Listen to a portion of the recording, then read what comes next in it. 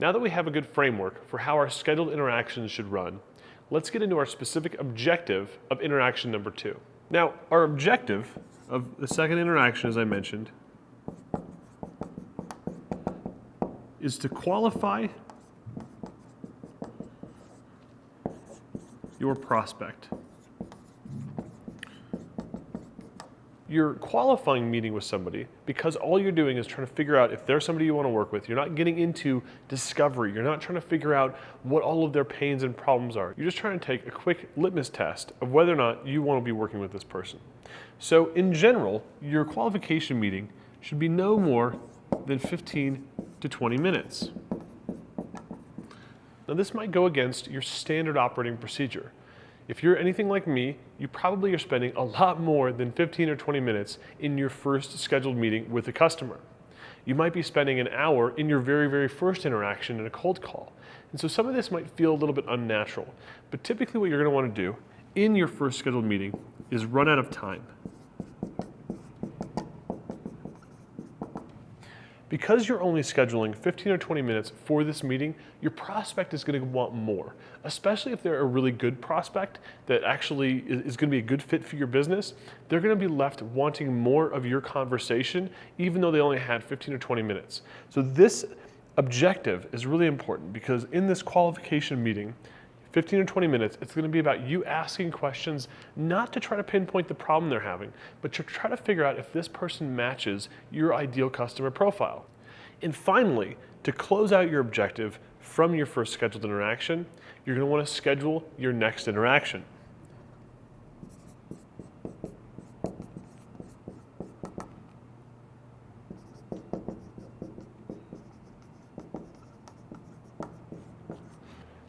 So as I said, every single one of your interactions, you're going to schedule your next meeting. That is, of course, if this person is looking like they're somebody you want to do business with. Now, if you start going into qualification and you start looking at them and ranking them against your ideal customer profile, which we'll get into in a little bit, and you realize this is not somebody that you want to work with, then this is the time that you hit the eject button and you get out of the prospect, you get out of the deal. You let them know that you're not a good fit and that they can potentially find another person. Maybe you can refer them out to somebody that's a better fit. For me, a lot of times that would be new businesses. Like I would get into a sales prospect and I'd realize that I was working with a potential startup. Like their business really wasn't established. I could identify that they didn't really have any revenue, they didn't have any investment. It was kind of an idea business. And I'd usually identify these people by simply asking how long they'd been in business. How much revenue are they generating? These were some early questions that I would identify. And if somebody came back and said, we're not really generating any revenue, or we've only been in business for a couple of months, for me those are red flags. And those are questions that I could ask in the first 10 minutes of a qualification meeting, and once I had an answer, I realized they were not somebody I wanted to work with. I only liked working with established business that had been in business for at least 5 years and were revenue generating. So for me, the qualification step would be asking those specific questions, getting an answer, and then making a decision on whether I wanted to work with them or not. Now it's possible that your prospect is going to be very interested in talking to you more in this first interaction. And one of the things you got to do is kind of put the brakes on a bit when they start wanting to get too much into discovery on their project. Discovery is going to happen in the next scheduled interaction.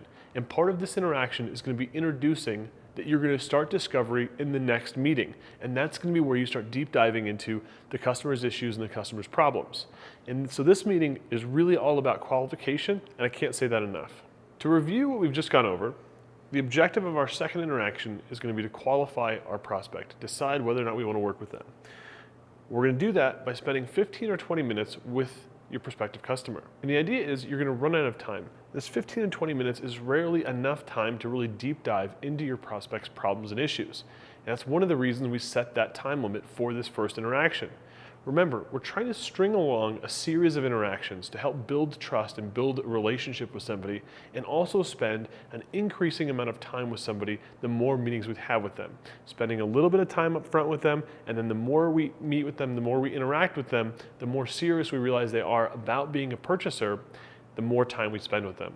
So typically what you'll find is you're gonna run out of time. Your prospect is going to want to keep talking to you, and that's a good thing. That's a good sign that they're really in need of your services. And so at that point, you're going to tell them that you're interested in doing business with them, make sure that they affirm that. Literally say, it sounds like we'd be a good fit together.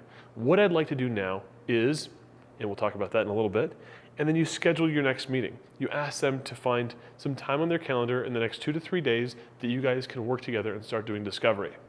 So before we deep dive into the exact meeting flow of this first scheduled interaction, I'd like to take a break for a minute and define your ideal customer that you want to work with.